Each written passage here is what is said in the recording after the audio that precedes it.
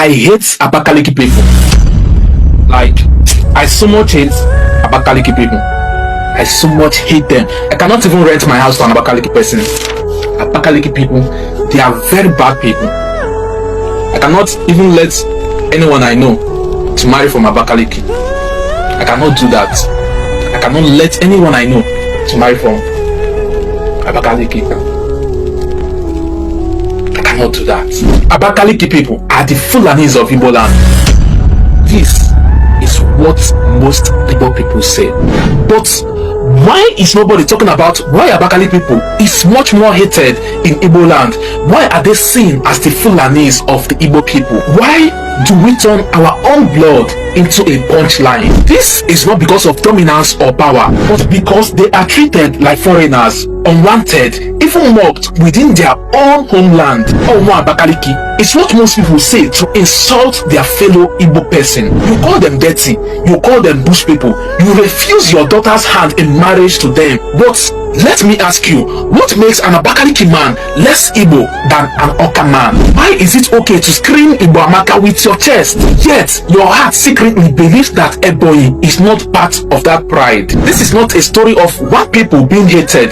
This is a story of a people we have refused to love. And the stigma didn't just start today. Long before Ebonyi became a state, its people, mostly from Abakaliki, were seen as the hands that tilled the land, the carriers of goods, the ones who served while others sat, because they walked the soil, because they walked barefooted in the markets. They were marked as low class, marked as dirty. In schools, they were bullied. In churches, they were whispered about. In families, marriage to an Ebonyi son was seen as a disgrace. But we never stopped for one day to ask how we learned this hate. And maybe this is the most dangerous thing. How natural it feels to mock them. They say the white man enslaved us, but tell me, what is worth more than being enslaved by your own brother's perception of you? Igbo people fought the civil war together, but after the war, they left the Abakaliki man behind.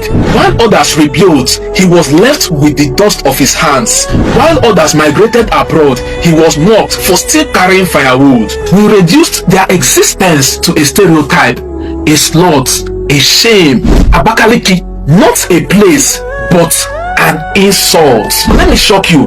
This insult is only in the eyes of those who forgot their roots. Here is the part of the story you were not told.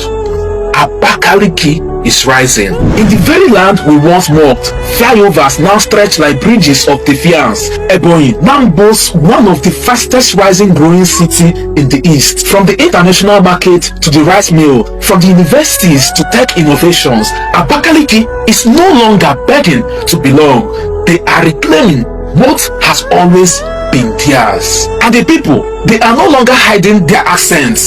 They are no longer apologizing for their origin. They have realized that the dust on their feet was never shame. It was the evidence of a people who never stopped working. I lost a job because they said I looked too local. My fiancé's mother refused our marriage because she heard that I am from Abakaliki. Even in churches, they look at us like second-class Christians.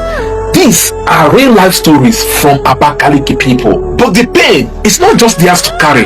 It belongs to all of us who remains silent. Because the loudest form of hate is not always violence. Most times, it is silence. Sometimes it's laughter. Sometimes it's rejection masked as culture.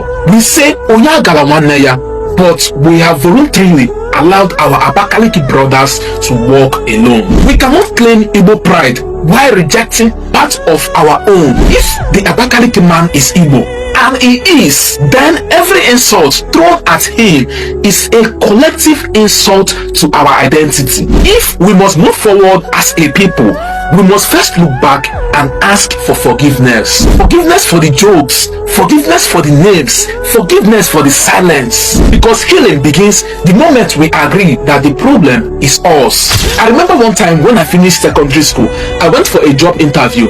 After submitting my application, they called me for an interview, and during the interview I did well, and the interviewer said that I I am very lucky that the only reason he's giving me this job, not minding that I did extremely well, was because I am not from Abakaliki.